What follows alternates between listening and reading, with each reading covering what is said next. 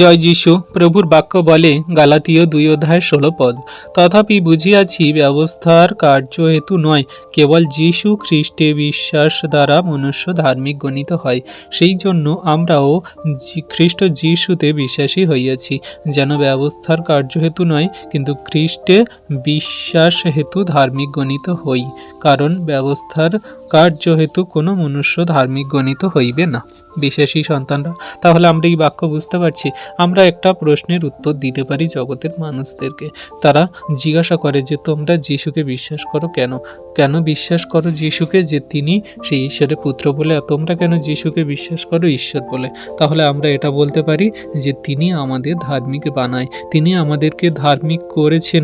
আমরা এই জন্য যিশুকে বিশ্বাস করি। আমরা কোনো মতে ব্যবস্থা পালন করে ধার্মিক হতে পারবো না, কিন্তু যদি আমরা যীশু খ্রিস্টকে বিশ্বাস করি তাহলে আমরা ধার্মিক হব, পবিত্র হব। আর আমরা যদি ধার্মিক হতে পারি তাহলে নিশ্চিত হয়ে নিই যে আমরা অনন্ত জীবন পাব। কারণ ধার্মিক ব্যক্তিরা মাত্রই সে অনন্ত জীবনের অধিকারী হতে পারে। আর ধার্মিক ব্যক্তি হতে গেলে খ্রিস্ট যিশুকেই বিশ্বাস করতেই হবে।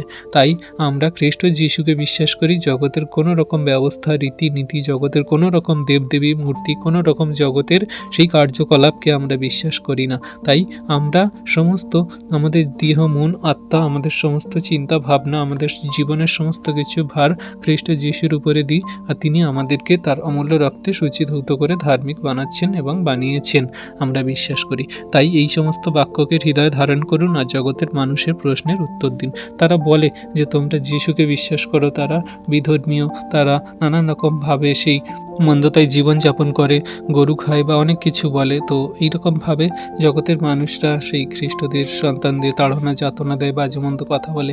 কিন্তু এই বাক্য আপনাদের কাছে যদি থাকে, আপনারা বলবেন যে হ্যাঁ, যীশু খ্রিস্টকে বিশ্বাস করলে ধার্মিক হওয়া যায়, কারণ যীশু খ্রিস্টের মধ্যে দিয়েই অনন্ত জীবন। তার উপরে বিশ্বাস না করলে কেউ অনন্ত জীবন পাবে না, আর তার উপরে বিশ্বাস না করলে কেউ ধার্মিক হতে পারে না।